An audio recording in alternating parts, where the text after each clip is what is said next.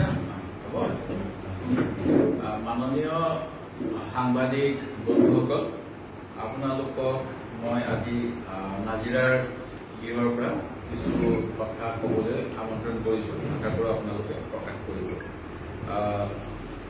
যোৱাকালি মই গুৱাহাটীৰ পৰা আহিলোঁ আৰু গুৱাহাটীত অসমৰ ৰাজভৱনলৈ গৈ অসমৰ সন্মানীয় ৰাজ্যপাল লক্ষ্মণ প্ৰসাদ ডাঙৰীয়াক আমাৰ অসমত যি কেলেংকাৰী হৈ আছে এই কেলেংকাৰীৰ কাৰণে যাতে এটা উচ্চ পৰ্যায়ৰ গুৱাহাটী উচ্চ ন্যায়ালয়ৰ কৰ্মৰত ন্যায়াধীশৰ তত্বাৱধানত অনুসন্ধান হয়, যাতে কোনো দোষী হাৰি নাযায়, তাৰ বাবে স্মাৰকপত্ৰ প্ৰদান কৰিলোঁ।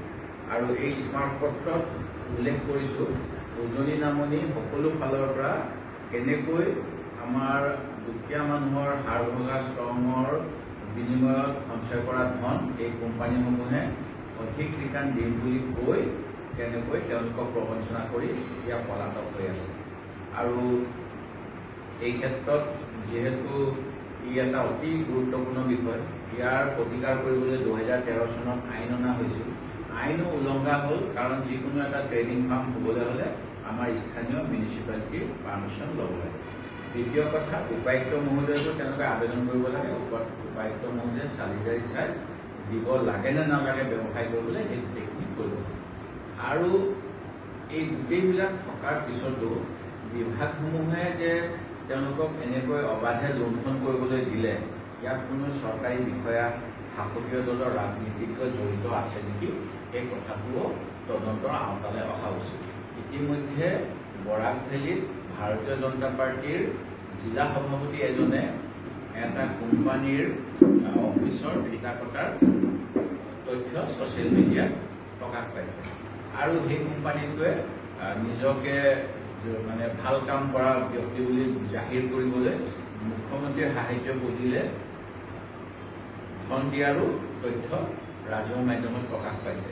সেই গতিকে এই লুণ্ঠনকাৰীবিলাকে কেনেকৈ অসমৰ মাননীয় মুখ্যমন্ত্ৰীক কাষ চাপিবলৈ পালে, বা তেওঁলোকে কেনেকৈ সেই ফটোবিলাক দেখাই নিজৰ নিজৰ অফিচত সেইবিলাক আঁৰি থৈ সাধাৰণ জনতাক ভুল পথে পৰিচালিত কৰি তেওঁলোকৰ ধনবিলাক এনেকৈ আত্মসাৎ কৰিবলৈ সফল হ'ল নেকি, সেই ফটো দেখিয়ে কোনোবা বিষয়াসকলে এইটো মুখ্যমন্ত্ৰীৰ লগত ভাল, মুখ্যমন্ত্ৰীৰ CM ৰিলিফ ফাণ্ডত পইচা দিছে কোটি কোটি টকা, বেয়া কাম নকৰে, লাইচেঞ্চখন নহ'লেও চলি যাব, এনেকুৱা ধৰণে আমাৰ আইনৰ যি আইন আছে আইন ভংগ কৰিবলৈ সুযোগ দিলে নেকি, এই কথাবিলাক পোহৰলৈ অনা দৰকাৰ।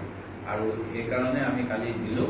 আৰু আজি বাতৰি কাকতত বিভিন্ন কথা ওলাইছে, যিটো অতি দুৰ্ভাগ্যজনক যে এটা স্পেচিয়েল ইনভেষ্টিগেশ্যন টীম কৰিলে, এই স্পেচিয়েল ইনভেষ্টিগেশ্যন টীমটোৱে 10 দিন পলাতক এগৰাকী মহিলা আৰু এজন পুৰুষক স্পেচিয়েল ট্ৰিটমেণ্ট কিয় দিব লগা হ'ল। এটা চুইমিং পুল থকা ৰিজৰ্টৰ নিচিনা হোটেলত তেওঁলোকক AC ৰুমত বহুৱাই তাৰ পিছত ৰাতিপুৱা ডিব্ৰুগড় আৰক্ষীক চমজাই দিছে এই স্পেচিয়েল ট্ৰিটমেণ্ট কাৰোবাক দিয়াৰ কাৰণে, আৰু কোনোবা মাইনা ব্ৰহ্মক নিদিয়াৰ কাৰণে। কলাগুৰু বিষ্ণুৰাভাৰ এজন পুত্ৰই যোৱাকালি ছ'চিয়েল মিডিয়াত টুইট কৰিছে যে কিয় কাৰোবাক স্পেচিয়েল ট্ৰিটমেণ্ট দিছে, কাৰোবাক দিয়া নাই।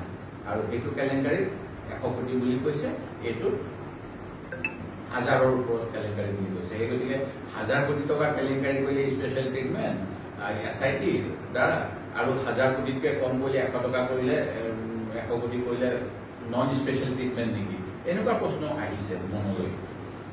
মই সেই গতিকে এই গোটেইবিলাকৰ যিটো নিয়ম ফাইনেন্সিয়েল বিভাগ তাৰ তদন্ত বিচাৰিছোঁ, আৰু EDৰ দ্বাৰা কৰাটো বিচাৰিছোঁ। গুৱাহাটী ED অফিচ আছে, তেওঁলোকে প্ৰকৃততে আমাৰ যদি বেংকলৈ আমাৰ মেছেজ আহে আপুনি কেছ লেনদেন নকৰিব, আপুনি বেছিকৈ টকা জমা মানে কিবা কিবি, যদি 10 লাখ টকাৰ বিজ্ঞাপন প্ৰকাশ কৰে 10 লাখ টকাৰ ওপৰত একাউণ্ট হ'লে আৰু জমা দিলে বহুত কিবা কিবি তথ্য দিব লাগে। কিন্তু 1000 কোটি 100 কোটি কৰিলে এইবিলাক কি, এইবিলাক কোনে চোৱা নাছিল কেলে?